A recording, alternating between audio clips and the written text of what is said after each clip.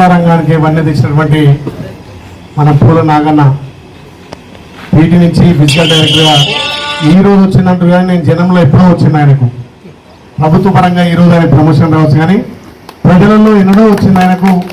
ఆ పెద్దలు కాదు ఆయనకు, నేను పరిచయం అయిన కంటే కూడా ముందే వచ్చినట్టుగా.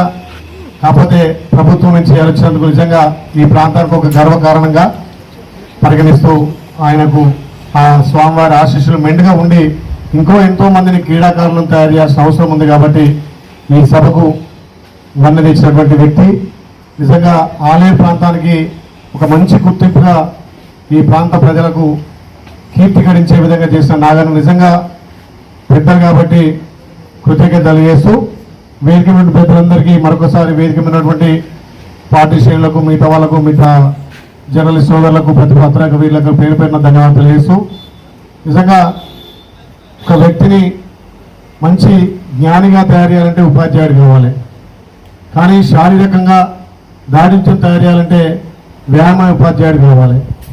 గత 30-40 సంవత్సరాలుగా ఎంతోమందిని క్రీడాకారులను తయారు చేసి రాష్ట్ర స్థాయిలో జాతీయ స్థాయిలో పంపిన ఘనత మన పూల నాగన్నకే దక్కింది. అది మన ఆలయ ప్రాంతానికి కీర్తి తెచ్చింది. కాబట్టి ఆయన ఇంకో 6 నెలలు రిటైర్డ్ అయినట్టు, రిటైర్డ్ అయిన పదవికే కావచ్చు కానీ ప్రజల నుంచి మాత్రం రిటైర్డ్ కాదు.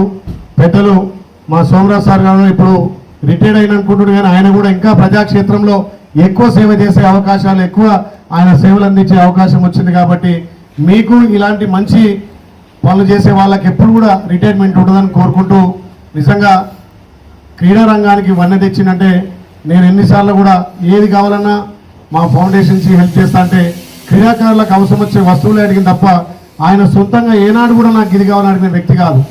స్వార్థం లేని వ్యక్తి అంటే పూల నాగన్న. కాబట్టి ఇలాంటి వారి సేవలు ఇంకా కూడా మన ప్రాంతంని వాడుకొని ఎంతోమందిని పీటీలను, ఎంతోమందిని క్రీడాకారులను తయారు చేసి ఎస్ఐలను, సిఐలను ఎంతోమందిని చేసిన ఘనత మన నాగన్న దక్కింది.